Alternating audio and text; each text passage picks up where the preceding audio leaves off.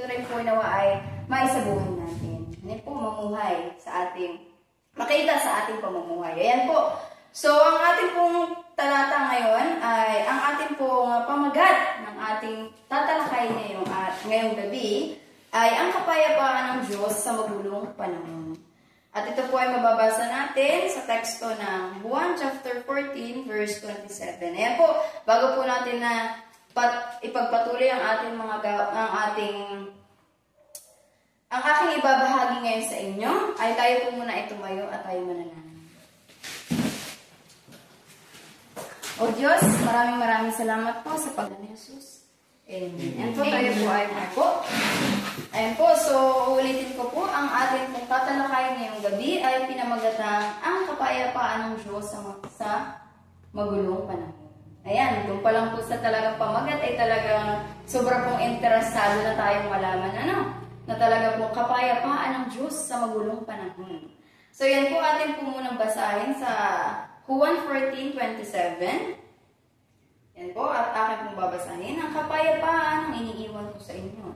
Ang aking kapayapaan ang ibinibigay ko sa inyo. Hindi ito katulad ng ibinibigay ng mundo.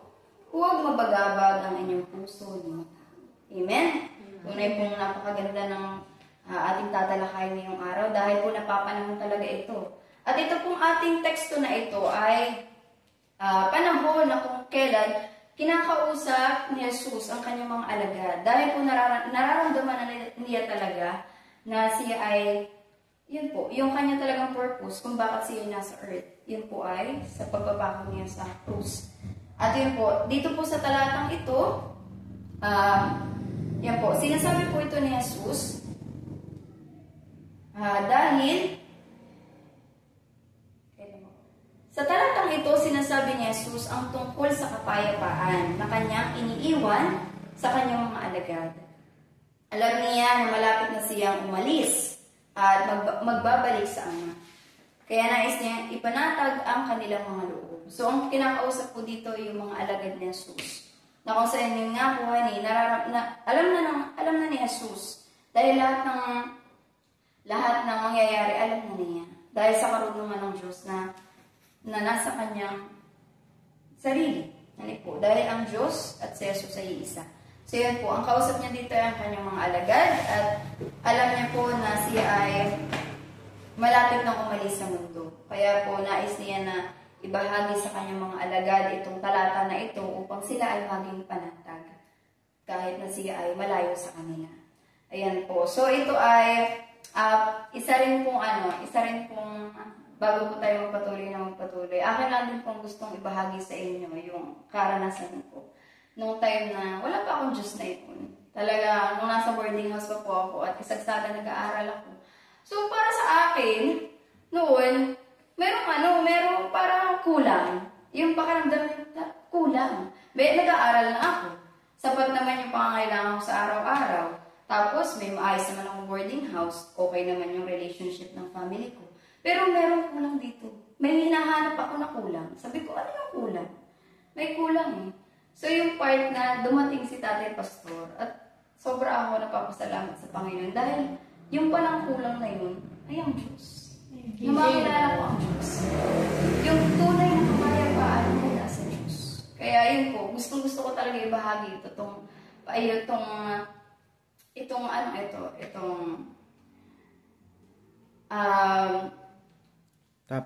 topic na ito dahil po talagang ito ay personal na nararanasan ko.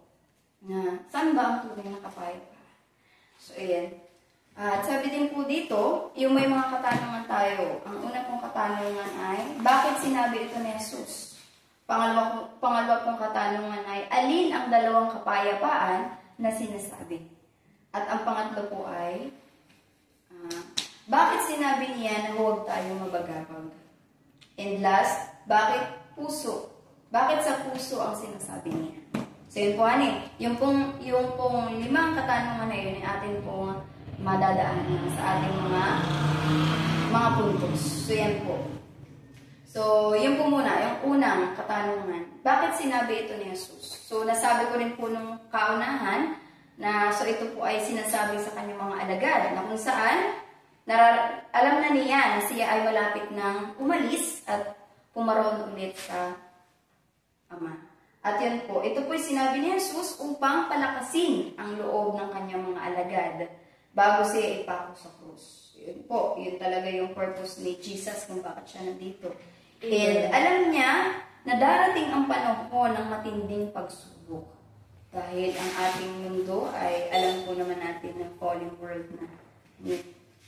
At kaya ibinigay niya ang kanyang kapayapaan upang hindi sila matakot o manghina. Di ba po, pag tayo nakakaranas, halimbawa ang ating parents, di ba po, sa atin na lang, doon na lang padadaliin natin. Yung parents natin, papuntang abroad. At itong parents natin na ito ay hindi na babalik. Kumbaga ay siya ay panghabang buhay na doon. Sa tingin ninyo, pag sinasabi, anak, ang mama ay aalis muna ha. Ako ay matataglan. Pero ito yung iiwan ko sa iyo. Di ba po parang mararamdaman natin talaga, huwag ka na umalis, dito ka na lang. Huwag mo kong iwan. Yung parang talaga pong mararanasan natin yung lungkot at yung para tayo ay mababalisa, ano nang gagawin ko kung wala ang mama? Ano na ang mangyayari sa akin? Yung parang gano'n, yung pakiramdam na talagang mawawalay ka ng sobrang tagal. Ganon din po yung pakiramdam ng mga alagad ni Jesus. Dahil po, biro ka sasabihin ni Jesus na hindi, kumbaga mamamaalam na talaga siya na hindi niya na ako makikita. Diba? Yung part pa lang, sobrang na nun. Nasaan ang punta nitong tao na to, na hindi na daw siya babalik.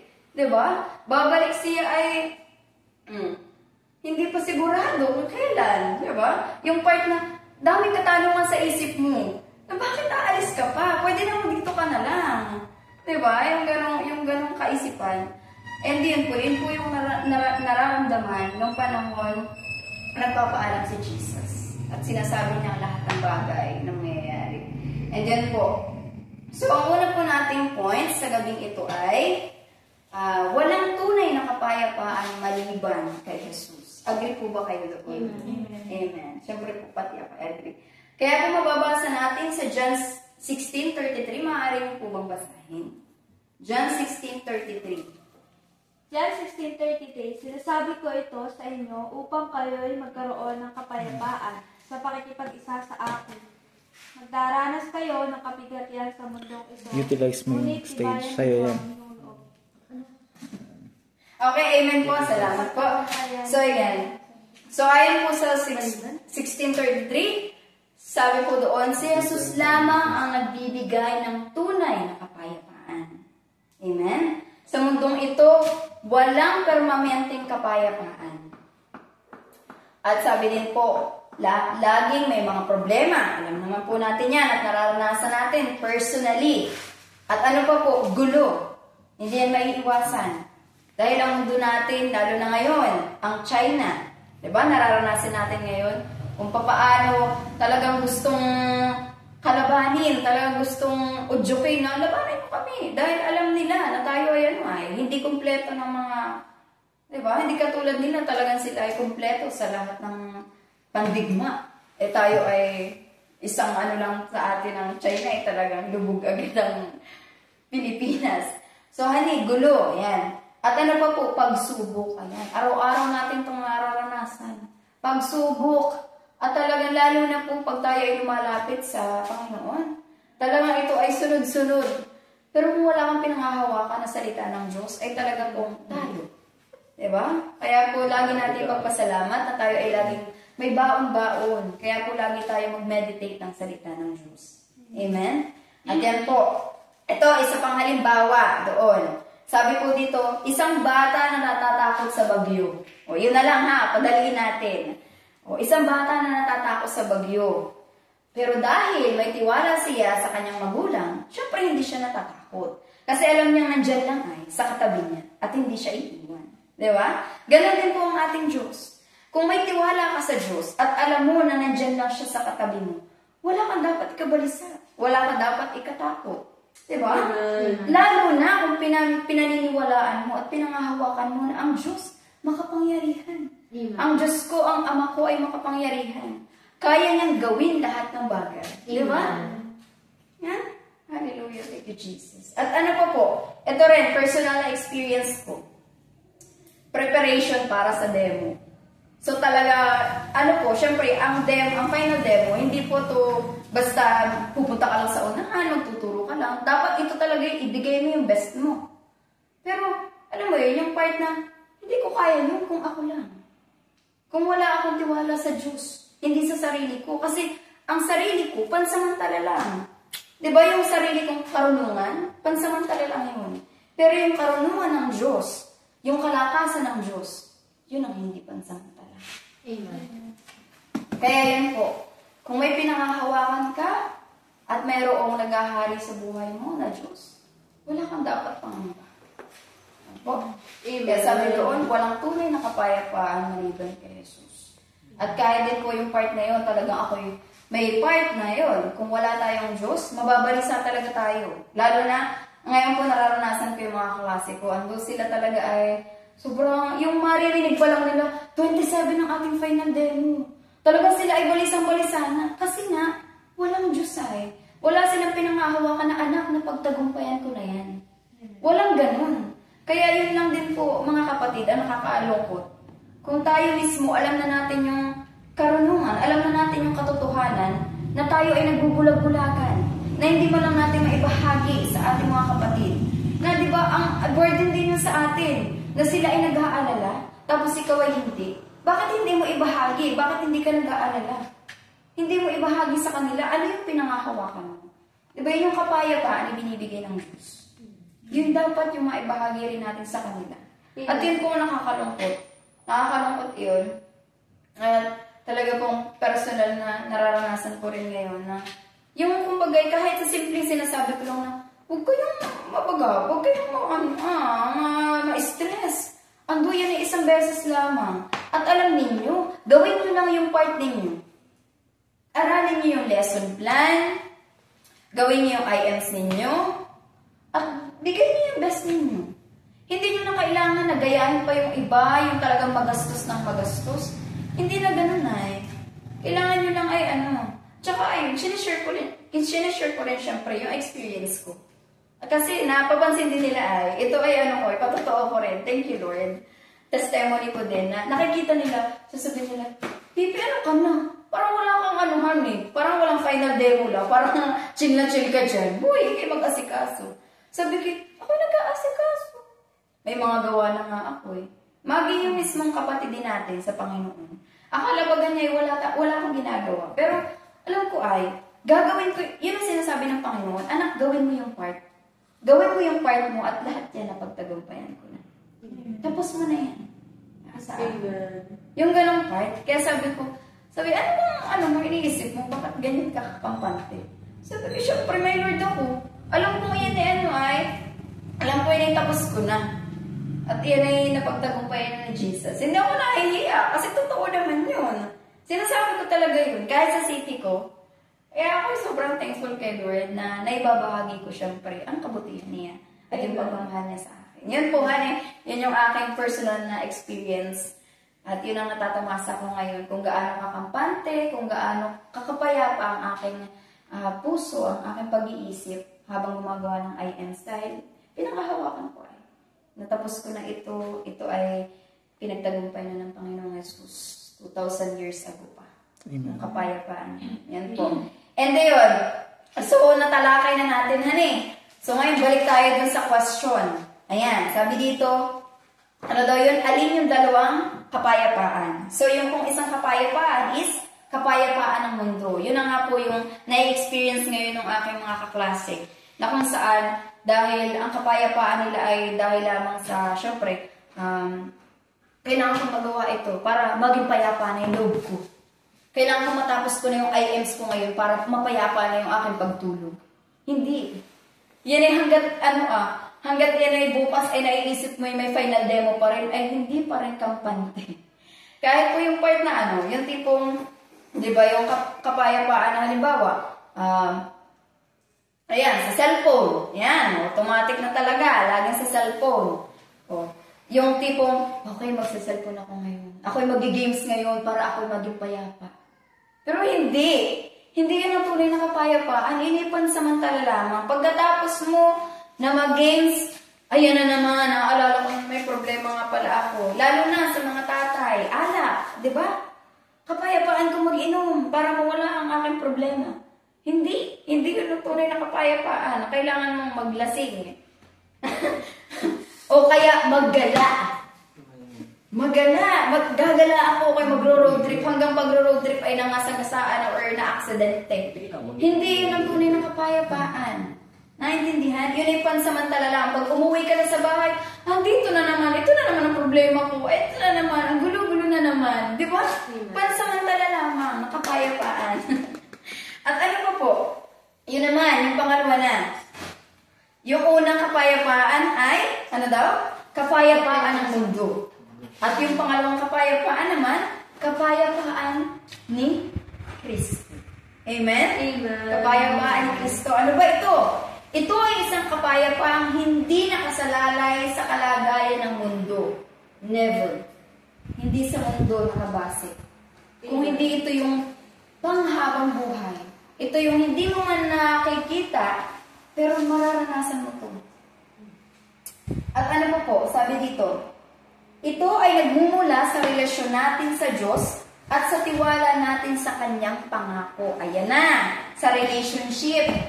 Diba? Pag tayo ay sensitive at pag tayo ay talagang may personal na relasyon sa Diyos, mararanasan natin ito, hindi pwedeng hindi. Dahil mararanasan natin yung pagmamahal ng Diyos.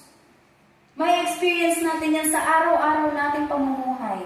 Doon pa lang sa kinakain natin, doon pa lang sa hinihinga natin, sa air na ito, sa bahay na ito, na meron tayong shelter. Diba? Mauunawaan natin.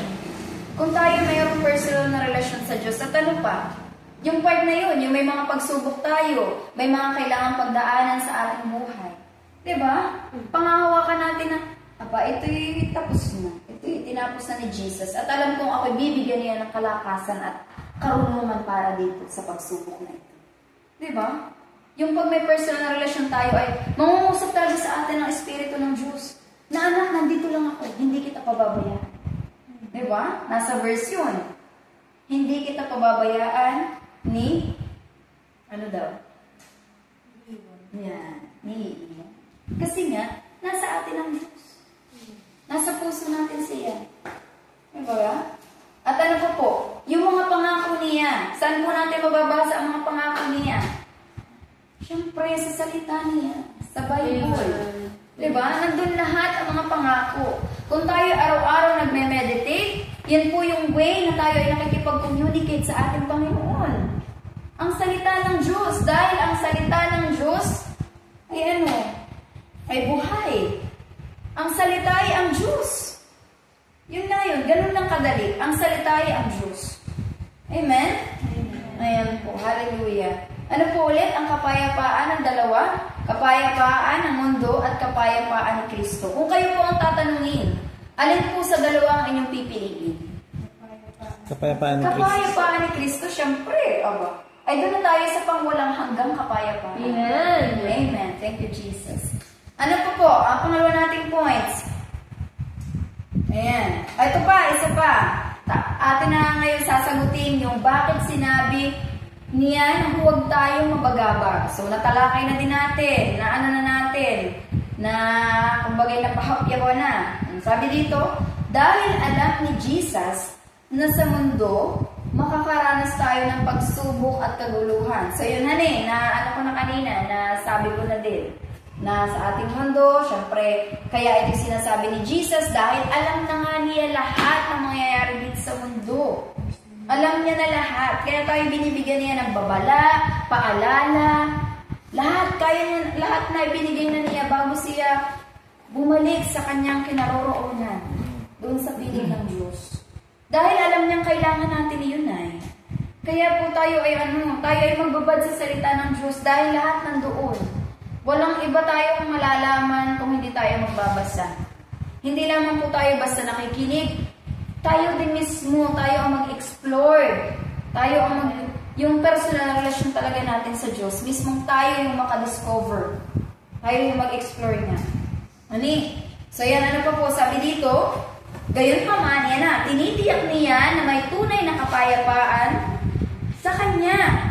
Sinabi niya rin nga ito sa John 16:33, sa mundo ay mayroon kaya kayong kabigatian. Ngunit lakasan ninyo ang inyong loob. Yan, napagtagumpayan ko na ang mundo.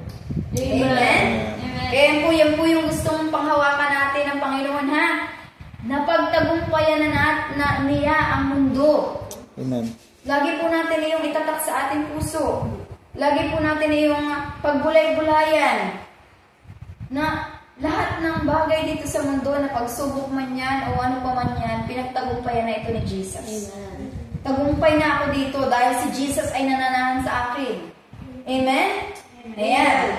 Ayan po. Sa pangalawang point naman natin, ito na. Bantayan mo ang iyong puso at isipan. Ayan. Amen? Bantayan ang ating puso at isipan. Ando hindi, kung ano-ano lang ang pinapasok sa ating puso at isipan. Dahil tayo rin ang mag-aani niyan. Kung masama ang ating tinatanim, huwag tayong mag-expect na mabuti ang ating aanihin. Automatic yun. Kung masama ang itinanim mo, masama rin ang aanihin mo.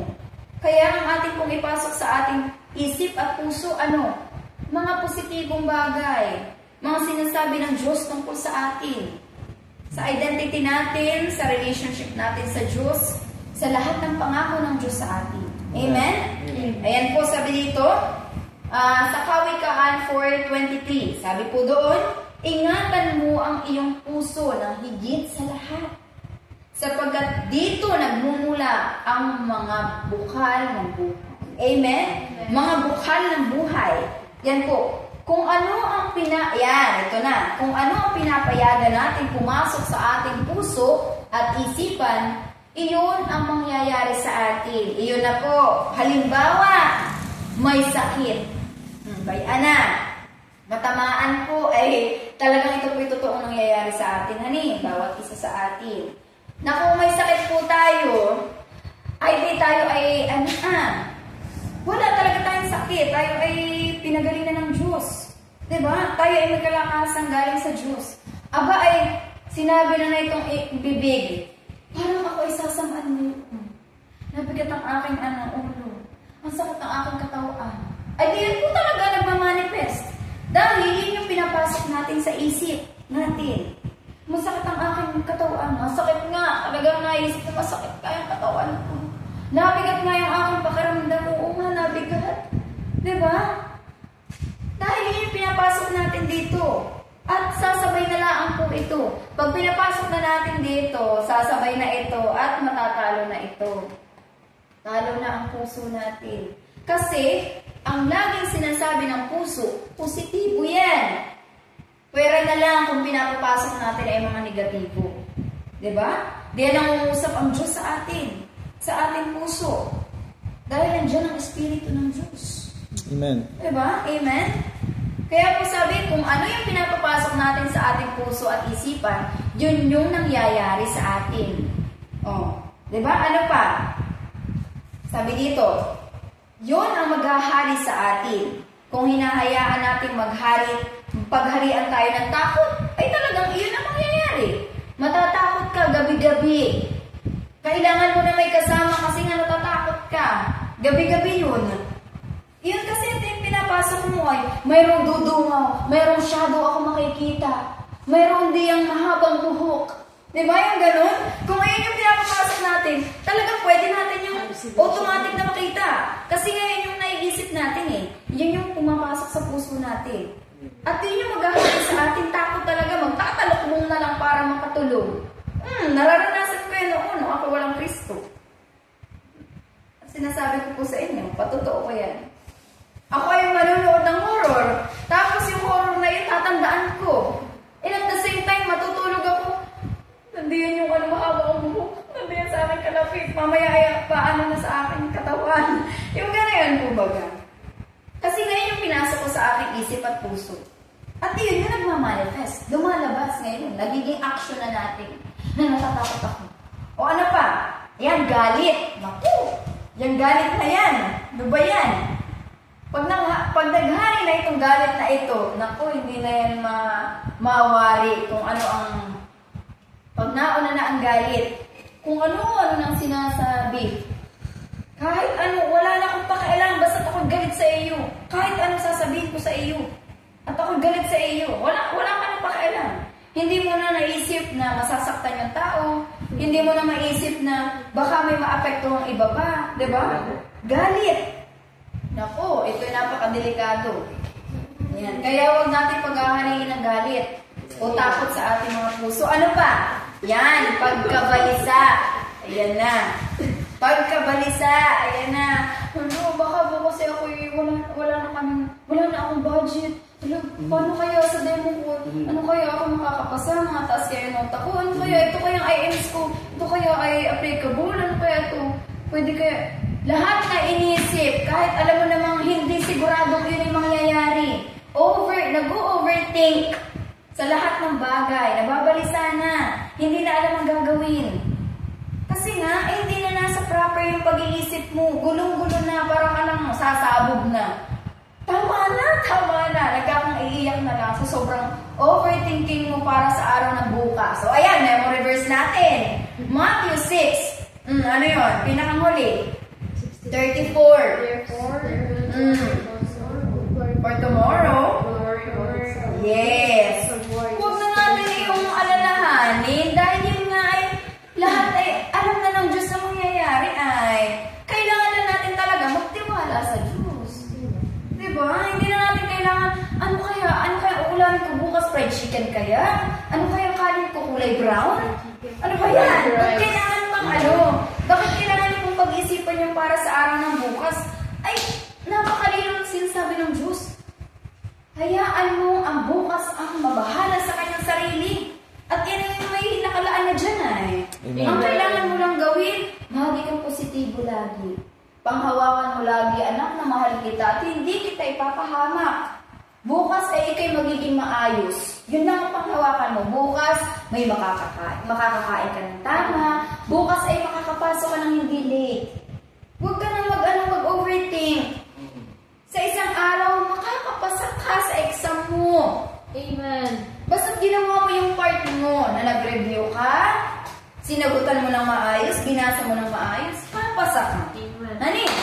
Dahil nandun na yung karulungan ng lakas ng Diyos. Diba? Amen? Ayan. So yan po, hani. Ano pa? Mawawala ang kapayapaan galing sa Diyos. Ayan na. Kung yun daw ang pinag-ahari natin, takot, galit, pagkabalisa, mawawala siyempre yung kapayapaan galing sa Diyos. Amen. Kasi nga, makamundo na yun. Pinapasok mo na yung mga sinasabi ng kaaway sa iyo. Diba? Na ganito ka, ganyan ka, bukas ay ganito, wala ka ng ganito. Ganun kasi, ganun yung ipapasok sa atin, ng ating isip. Diba? Yun yung ipapasok, negatibo lagi. Pero kung makikinig ka sa salita ng Diyos, may kapayapaan ako ay, may Diyos na ako. At alam niya ang mangyayari bukas. Doon ako magtitiwala. Sa alam niya na yung mangyayari bukas. Hindi sa aking sarili na hindi ko alam. Diba? Doon tayo magtiwala sa ating Diyos. Diba? Amen? So, ayan po. So, ayan. Masasagot na ulit yung katanungan natin. Bakit sa puso ang sinasabi niya? Dahil ang puso ang sentro ng ating emosyon at damdamin. Ano pa? Kapag puno ng takot at pag-aalala ang ating puso, mawawalan tayo ng kapayapaan. Agree po ba tayo? Amen. Diba? Ito ay talagang pag-automatic na. Pag takot, kabalisaan, ay wala talagang kapayapaan doon. Maiirita ka ng maiirita araw-araw na lamang. Dahil sa iyong kabalisaan para bukas. Ano kaya may papadala ko bukas? Magkakasya pa kaya ito bukas? Huwag po tayo mabalisa. Dahil kung ano yung pinapasok natin sa ating puso, yun din yung ating lalabas. Yun din yung lalabas sa ating magmamanifest. Amen. Amen? Kaya ano po ang dapat natin ipasok sa ating puso? Mga Philippians sinasabi 4:8. Amen. Amen. Thank you, Lord. Meditate on these things. Joshua 1:8. Amen. Tunay na napakabuti ng ating Diyos. Amen. Kaya po mga kapatid, ang ating pong ipasok sa ating mga puso ay yung mga sinasabi lamang ng Biblia. At yung mga katotohanan na sinasabi ng Diyos sa atin. Yung identity natin.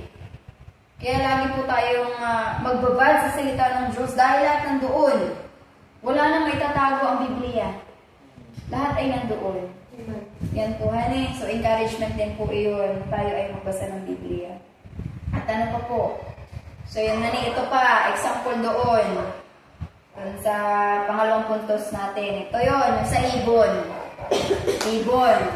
Na kung saan sabi, kapag may dumaan na ibon, hindi mo mapipigilan itong lumipad sa ibabaw mo. Ayan na nga yung mga pagsubok kasi yan. Mga alalahanin. Pero, hindi mo kailangang hayaang itong gumawa ng pugad sa ulo mo. Diba?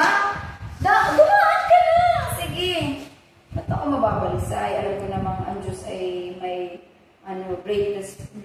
great provider. Tapos ay lahat alam niya na ang mangyayari sa bukas. So, hayaan nyo na. Sige.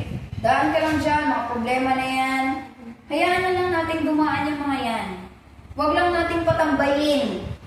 Huwag natin patambayin dahil tayo din ang mahihirapan.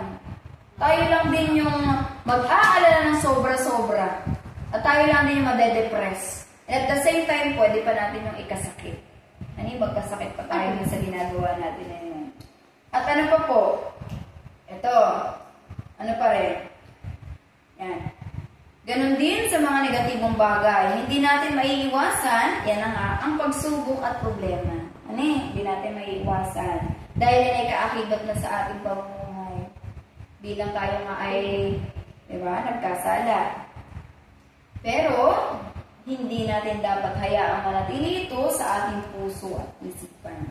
Amen? Yan po. Hayaan lang natin. Problema, pagsubok, dadaan ka. Pero alam ko nandito yung kapayapaan ng Diyos. Ito yung panghawakan natin kapayapaan. Amen? Ayan po. So, ayan ano po una nating puntos? Sabi po doon, ang una nating puntos ay walang tunay na kapayapaan maliban kay Jesus. Amen? Amen. Lagi po natin pangahawakan ang tunay na kapayapaan ay nagmumula sa Panginoong Jesus. Amen. Dahil ang kanyang kapayapaan na ibinigay sa atin, ang iniwan sa atin ay pangwalang hanggan. At ito yung mga bagay na hindi matutumbasan ng makamundong bagay. Amen? At ano pa po? Sabi doon sa pangalawang puntos, bantayan mo ang iyong puso at isipan dahil nga po ang ating puso ang sentro ng ating buhay. Yan, sentro din yan ng ating mga emosyon at damdamin. Kung ano yung pinapasok natin, kung positibo yun, positibo rin ang magmamanifest. Pag negatibo ang pinapasok natin, automatic, negative din ang magiging response. Lagi kang galit. Diba? Pag negatibo lagi ang iyong isip. Kaya ano daw po ang ipapasok natin, mga positibong bagay na sinasabi ng Panginoon sa atin. Tayo ay mahal niya, na lahat ng bagay ay binigay na sa atin at wala nang dapat ikabalisapan. Amen? At yan po, sa gitna ng mga magulong panahon, ang tunay na kapayapaan ay matatagpuan lamang kanino na nga? Kay Jesus. Kay Jesus. At huwag nating hayaang matalo tayo ng takot o pangamba. Kundi bantayan natin ang ating puso at isipan. Kasi nga kung anong pinapasok muli, yun ang lumalabas, nagmamanifest. At ang kapayapaan ni Jesus ay higit sa anong pamang kapayapaang ibinibigay ng mundo. Hindi kayang tumbasan ang kapayapaan ni Jesus. Amen? Na binibigay ng Panginoon sa atin. Ayan. So ito yung tanong na pagmilay-nilayan natin. Ano ang nagpapagulo sa iyong puso ngayon? Tanongin niyo po yun sa inyong sarili, ha? Ano yung nagpapagulo sa inyong puso ngayon? Ano kaya iyon? Ano ang kinakabalisa? Tanungin sa ating puso. Tanungin sa ating sarili. Dahil tayo naman ay, alam natin kung ano iniisip natin at ating tinatanim dito. So yun po ang pagnilay-nilayan natin. Ano ang nagpapagulo sa iyong puso ngayon? At paano mo mahahanap ang kapayapaan ni Kristo sa gitna ng iyong mga sitwasyon. Amen? Amen. Ayan. So tayo po ay tumayo para po sa ating Amen. panalangin. Ayan. Hallelujah. Thank you God, Panginoon, sa inyong anak na si Jesus na nagbigay sa amin ng kapayapaan na hindi matutumbasan ng mundong ito, Panginoon. Nakapayapaan na panghabang buhay. Salamat po, Panginoon, sa inyong kapayapaan na ibinigay sa amin 2,000 years ago pa. At salamat po sa buhay, sa kalakasan, sa pagmamahal. Salamat din po sa karunungan. Salamat po, Panginoon, na patuloy po na ang inyong pag-ibig ang siyang naghahari sa bawat isa sa amin. At nawa po ang lahat ng aming natalakay ngayon, ang lahat ng aming napag-aralan ngayon ay tumatak talaga sa aming puso, isipan at maisabuhay namin ito, O Diyos, panghawakan namin. At ito po ay mag-manifest din sa amin. Dahil ito po ay hindi para sa inyo, kundi ito ay para sa makakabuti sa amin. Kaya salamat po. Tunay po ang inyong pagmamahal at hindi niyo kami pinababayaan. Salamat po sa inyong mga salita. Salamat po sa buhay. Salamat po, hallelujah, sa pagmamahal ninyo. Yun lamang po ang aming samang talangin sa pangalan ni Jesus. Amen. Amen.